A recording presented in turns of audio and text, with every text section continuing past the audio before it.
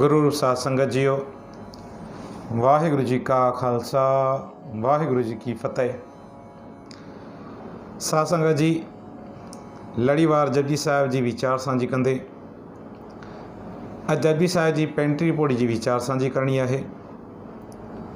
सो अचो एकाग्रचित थी करे समझण की कोशिश कयूं तो साहिब गुरु नानक देव महाराज पेंटरी पौड़ी के अंदर कहिड़ी विचार बख्शिश करन था, कहिड़ी समझाणी ॾियनि था। साहिब फरमाइनि था, धर्म खंड का एहो धर्म। जेकी चोटरी पौड़ी पढ़ी आयासीं, हे जेकी पंक्ति आहे उन ॾे इशारो ॾिवाइनि था। छो त चोटरी पौड़ी जे अंदर ई असां पंजनि खंडनि जी ॻाल्हि कईसीं त साहिब गुरु नानक देव महाराज विचार बख्शिश करनि था। पंज खंड चोटरी पौड़ी जे अंदर ॻाल्हि करनि था धर्म खंड जी।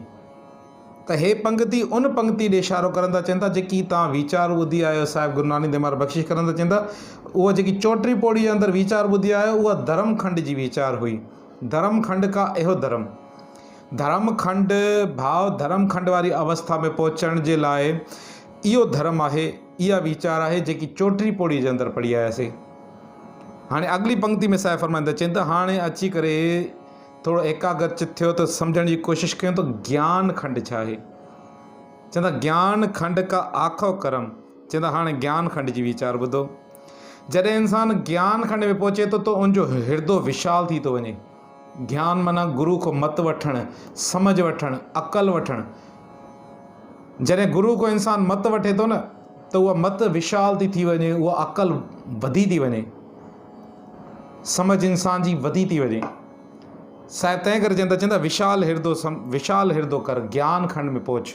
ज्ञान खंड में जॾहिं पहुचे तो ज्ञान खंड वारी अवस्था जे अंदर चवंदा ज्ञान खंड का आखो कर्म।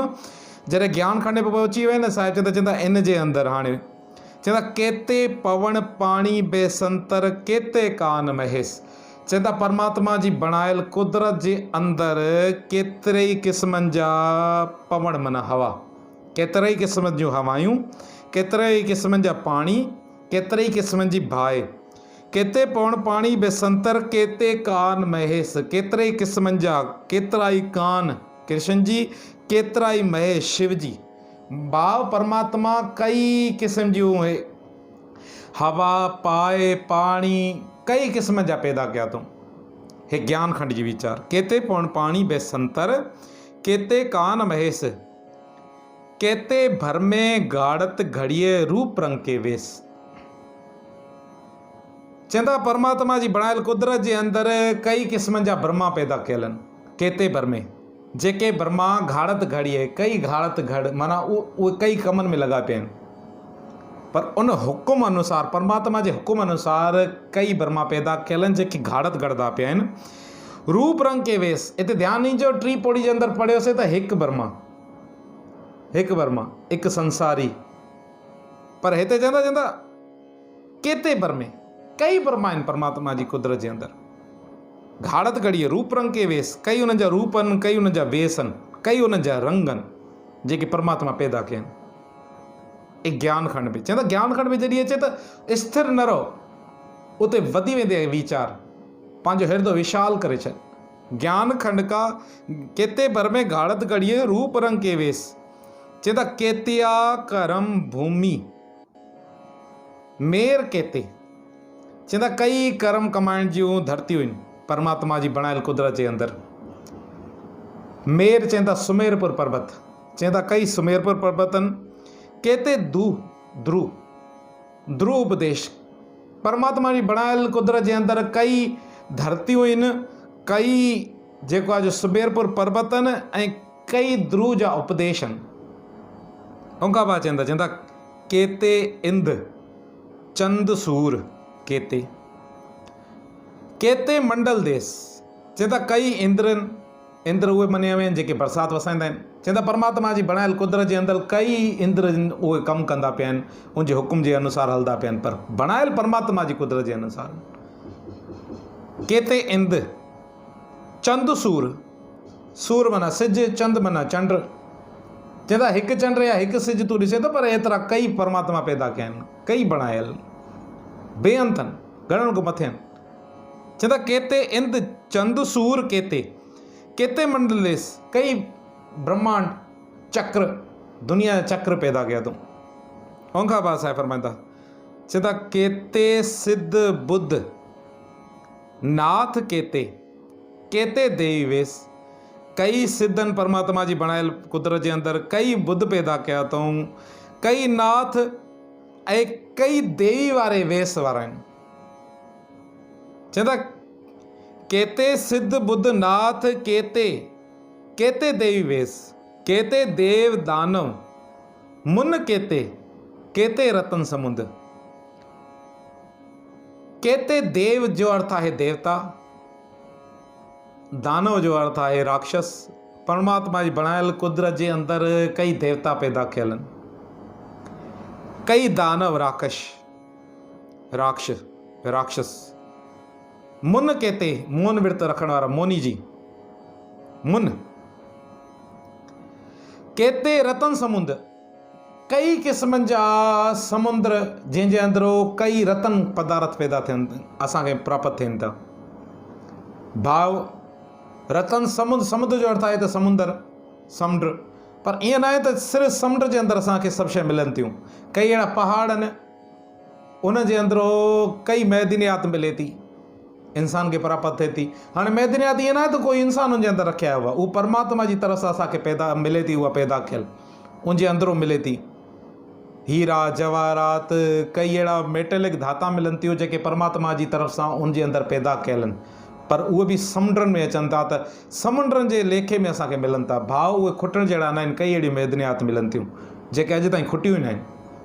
जीअं समुंड कॾहिं खुटंदो न आहे, तीअं इंसान खे कई खज़ाना मिलंदा रहनि था जेके अॼु ताईं खुटिया न आहिनि। चवंदा केते देव दानव मुन केते केते रतन समुंद केतिया खाणी। हाणे कई जॻहियुनि ते असां 4 खाणी जो ज़िक्र या जपजी साहिब जे पोइते बि पढ़ी आहियूं 4 खाणी। पुछो त दुनिया में अॻे मञियो वेंदो त 4 खाणियुनि सां हिते दुनिया में उत्पत्ति थिए थी, पर साहिब चिंता अरे इंसान परमात्मा बेअंत आहे, उनजे करे तूं उनजे पैदा करण जे तरीक़नि ते या पैदा करण जे खाणियुनि ते तूं इशारो न कर, आंगुर न खण त हे सिर्फ़ु एतिरा ई पैदा करे सघे थो। परमात्मा अथाह ताक़तनि जो मालिक आहे, इन जे करे 4 खाणियुनि ताईं मुक़ररु न आहे। भले दुनिया पोइते मंदी अचे थी, अॻिते बि वीचारा मिलंदियूं त 4 खाणियुनि सां हे पैदा थिए थी, पर पोइते दुनिया अॻे मंदी हुई त 4 खाणियुनि सां हिते सिर्फ़ु जीव जंत पैदा थींदा आहिनि। पर गुरु नानक देव महाराज चवंदा हाणे तूं पंहिंजो हिर्दो विशाल करे छो त तूं ज्ञान खंड में पहुची चुको आहे। ज्ञान खंड में पंहिंजो हिर्दो विशाल करिणो पवंदई, पंहिंजी सोच जो दायरो वधाइणो पवंदई। जे अगरि 4 खाणियुनि ताईं तूं महदूद रहे त तुंहिंजो हिर्दो नंढो आहे, पर तोखे हिर्दो विशाल रखिणो पवंदो, छो त तोखे परमात्मा जो ज्ञान जी वीचार तोखे उन खंड में उन अवस्था में पहुचणो आहे। उन अवस्था में पहुचण जे लाइ साहिब चवंदा हाणे तूं जॾहिं ज्ञान जो जेको आहे जो दाइरो वधाए छॾे थो न, जॾहिं ज्ञान खंड में पहुची वञे थो त एतिरो ख़्यालु रखजांइ त 4 खाणियुनि ताईं परमात्मा खे महदूद न रखजांइ। परमात्मा केतिरनि खाणियुनि मां पैदा करे सघनि था ऐं करनि बि अथा, शायदि असांखे अंदाज़ो बि न हूंदो, छो त उहे बेअंत ताक़तनि जा मालिक आहिनि, बेअंत आहिनि। इन जे करे साहिब चवंदा केतिया खाणी, 4 खाणियूं न, कई खाणियुनि सां परमात्मा पैदा करनि था जीव जंत। केतिया खाणी केतिया बाणी, सिर्फ़ु 4 ॿोलियूं बि न आहिनि, कई क़िस्मनि जूं ॿोलियूं आहिनि जेके जीव जंत पैदा कया अथऊं, उन जा अनेक क़िस्मनि जा आवाज़ ॿोलियूं तौर तरीक़ा आहिनि। केतिया खाणी केतिया बाणी केते पात नरिंद जो अर्थ आहे राजा ऐं पात जो अर्थ आहे पातशाह। चवंदा कई परमात्मा बादशाह कई राजा इन बणायल कुदरत जे अंदरि, परमात्मा जी कुदरत जे अंदरि कई बादशाह आहिनि, कई राजा आहिनि ऐं कई क़िस्मनि जूं खाणियूं आहिनि ऐं कई क़िस्मनि जूं बाणियूं आहिनि, उन जूं ॿोलियूं आहिनि। पर साहिब चवंदा ज्ञान खंड में पहुची वे न, पर एतिरी ॻाल्हि यादि रखिजई केतिया सुरती सेवक केते, परमात्मा जी बणायल कुदरत जे अंदरि कई सुरतियुनि वारा आहिनि ऐं कई सेवक आहिनि, पर नानक अंत न अंत। ऐं नानक उन परमात्मा जी बणायल कुदरत जो कोई बि अंत नथो पाए सघे, कोई बि लेखो नथो पाए सघे। वाहिगुरु जी का खालसा, वाहिगुरु जी की फतेह।